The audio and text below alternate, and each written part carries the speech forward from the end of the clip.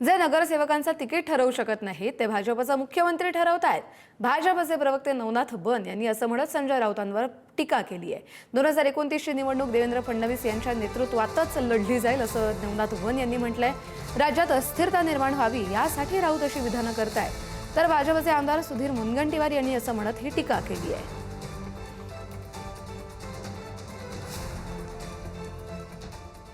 संजय राऊत यांना उभाटा गटामध्ये नगरसेवकाची उमेदवारी देण्याचा देखील अधिकार नाही। नगरसेवक पदाचं तिकीट देखील संजय राऊत देऊ शकत नाहीत।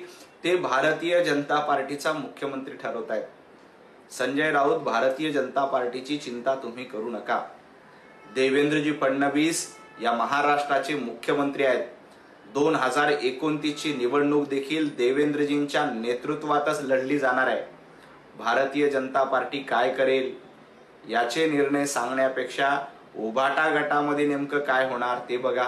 या संदर्भात म्हणजे जी माहिती आम्हाला नाही ती त्यांना असते याचा मात्र विचार केला पाहिजे की भारतीय जनता पार्टीच्या नेत्यांना काही माहिती नाही आणि त्यांना माहिती आहे। मला वाटत नाही की आमचं केंद्रीय नेतृत्व अशा पद्धतीने वागत असेल। मी आपल्याला तेच सांगतोय की राज्यामध्ये कारण नसताना अस्थिरता निर्माण व्हावी या दृष्टीने असे वक्तव्य केले जातात।